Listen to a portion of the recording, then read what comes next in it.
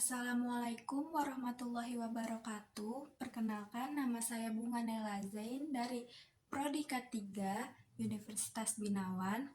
Pertama-tama yang saya hormati Ibu Apriyani Riyanti, SPD, MPD, selaku dosen pengampu Bahasa Indonesia, dan yang saya hormati teman-teman semua yang tidak bisa saya sebutkan satu persatu.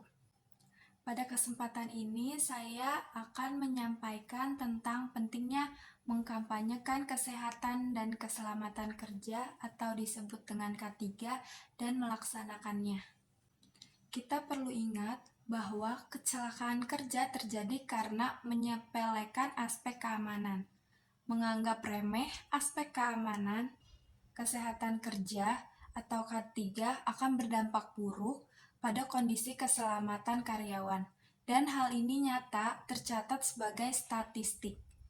Dalam sambutan Ida Fauziah, Menteri Ketenagakerjaan Kerja pada apel peringatan K3 Nasional 2022 disampaikan data-data sebagai berikut. Terkait keselamatan kerja dari BPJS 2019, terdapat 182.000 kasus kecelakaan kerja. Sepanjang tahun 2020, terdapat 225.000 kasus kecelakaan kerja, 53 kasus penyakit akibat kerja, 11 diantaranya disebabkan COVID-19.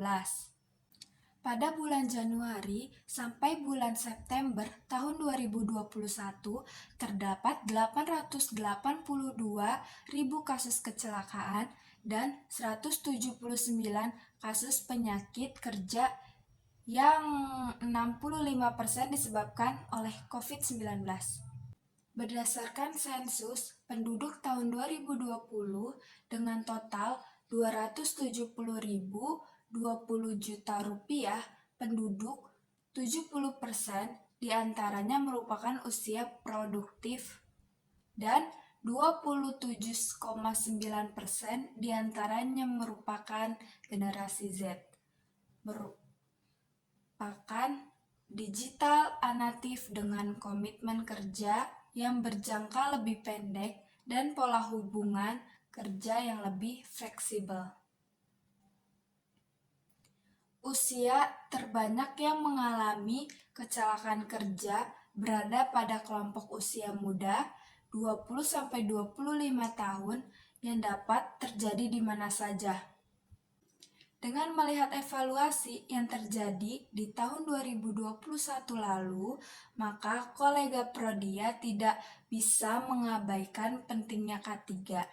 Oleh sebab itu, sebagai pihak manajemen, direksi, maupun pemilik perusahaan, kita perlu memahami bahwa dengan mengampanyekan dan melaksanakan K3, maka kita berusaha menjamin keutuhan dan kesempurnaan melalui perlindungan atas keselamatan dan kesehatan para pekerja dalam melaksanakan pekerjanya.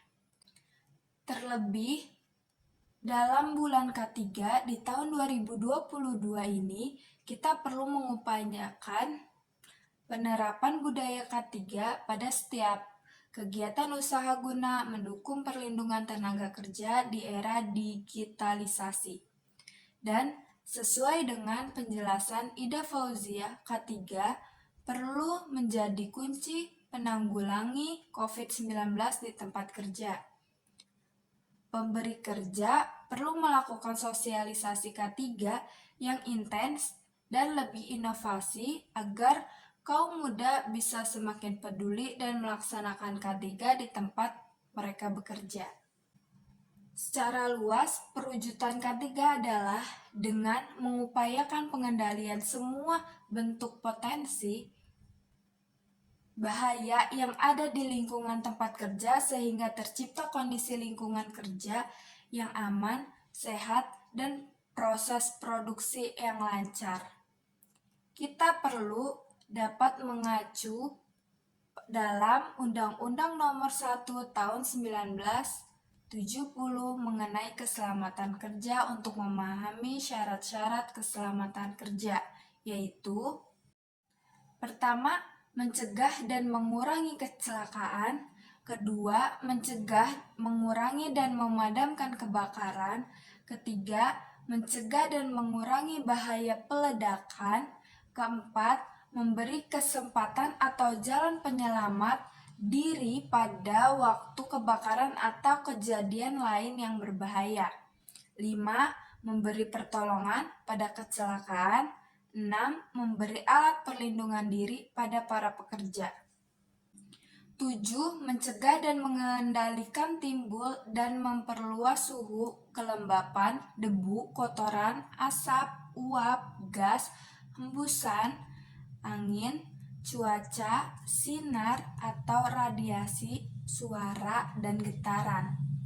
8. Mencegah dan mengendalikan timbul penyakit akibat kerja, baik fisik maupun psikis, peracunan, infeksi, dan penularan. 9. Memperoleh penerangan yang cukup dan sesuai.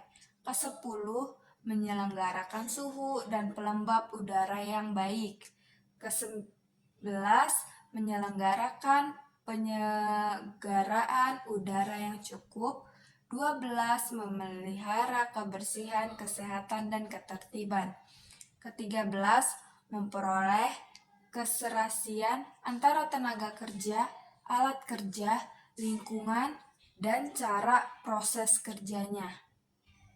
14. Mengamankan dan memperlancar pengangkutan orang, binatang, taman, atau barang. Ke-15. Mengamankan dan memelihara segala jenis bangunan. Ke-16. Mengamankan, memperlancar pekerja, bongkar muat, perlakuan, dan penyimpanan barang. Ke-17. Mencegah terkena aliran listrik yang berbahaya. Ke-18.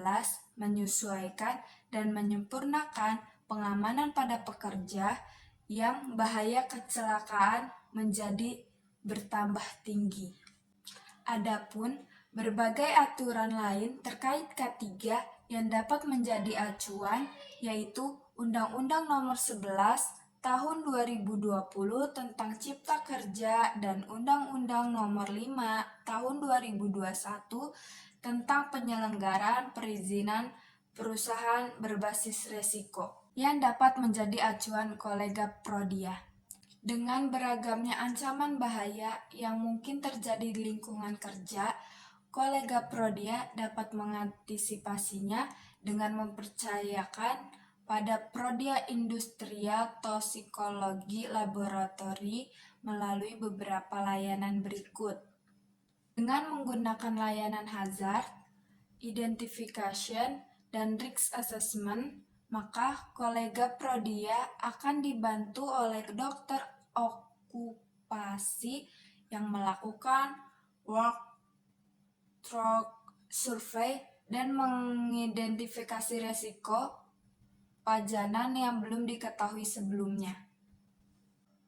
Dengan menggunakan layanan monitoring biologi, maka kolega Prodia dapat mengevakuasi nilai besaran pajanan bahaya potensi di tempat kerja yang masuk ke dalam tubuh dengan cara mengukur bahan pajaan tersebut atau metabolit atau produk pajanan yang terdapat dalam jaringan atau spesimen tubuh seperti rambut, urin, atau darah. Dengan menggunakan layanan monitoring lingkungan kerja, maka kolega Prodia dapat menilai pajanan bahaya potensial di area kerja dengan cara mengukur keberadaan pajanan tersebut di lingkungan kerja, baik dalam bentuk logam berat, pelarut organik, pajanan fisik, maupun pestisida. Tegakkan pentingnya K3 di lingkungan kerja dan mencegah terjadinya berbagai pajanan zat-zat yang ada membahayakan kesehatan karyawan, serta berbagai resiko lainnya yang berdampak pada kesehatan kerja. Ingat juga untuk mengampanyakan dan melaksanakan keselamatan dan kesehatan kerja agar kita semua dapat bekerja sama, sehat bersama. Cukup sekian yang bisa saya sampaikan. Mohon maaf bila ada kesalahan. Wassalamualaikum warahmatullahi wabarakatuh.